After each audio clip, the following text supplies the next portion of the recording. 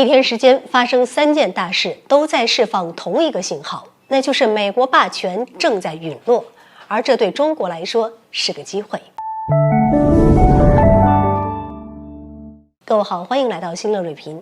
美国为了维持自己的霸权地位，可谓是不惜一切手段。不管是美国的盟友，还是不服从美国摆弄的对立国，都受到美国的霸权欺凌。但俗话说得好，善恶到头终有报。这不，最近美国就好似是得到了报应，在短短1天时间里就连遭重击。这主要体现在3件大事上。首先，我们来说说第一件大事。一直以来，美国都将南美洲看成是自家的后花园。然而，玻利维亚近日却面对面硬怼了美国人。玻利维亚外交部部长罗赫略迈塔当着来访的美国副国务卿威尔斯的面，对美南方司令指责拉美国家锂矿开发政策提出了外交抗议。他表示，不管是玻利维亚还是智利、阿根廷，都有对自身矿产资源有绝对的决定权，轮不到美国说3道4。要知道，这次美国副国务卿之所以访问玻利维亚，就是希望恢复与玻利维亚大使级外交关系。毕竟，自2008年后，两者一直处于代办级外交关系。但玻利维亚外交部部长的这一番话，直接打破了美方的幻想。不过这也不足为奇，因为这是美国自己一手造成的。而且如果美国外交政策军事化一直不改变的话，那么美国不只是在南美会遇冷，在其他地方亦是如此。我们再来说说第2件大事。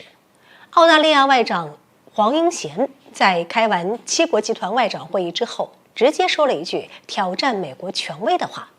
他表示，亚太未来并非中美之间谁是老大的较量，而是要努力维护一种没有国家是主宰，也没有国家被主宰的战略平衡。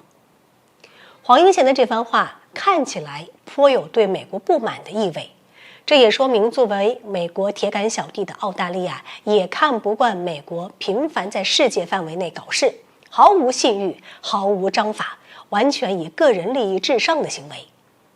最后是第3件大事。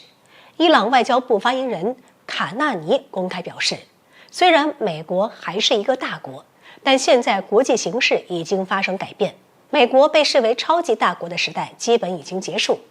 事实确实如此，近些年来美国的衰落是肉眼可见的，主要表现在2个方面。第一，全球去美元化的流行，比如3月末以来，去美元化的势头就迎来了高峰，这对美国来说可不是一个好现象。毕竟美元与美国实力是相辅相成的，去美元化就是美国实力衰落的直接体现。第二，美国在一些地区关系上失去了主导地位，最重要的标志就是中东多国关系走向缓和。在这一过程中，他们完全没有顾及美国的感受，因为他们开始意识到中东没有美国反而变得更加团结稳定了。这也预示着美国已经失去了在中东的主导地位，是美国实力衰落的又一体现。综上所述，这一天发生的3件事都在释放同一个信号，那就是美国的霸权正在陨落，而这在一定程度上也意味着中国崛起的机会已经来临。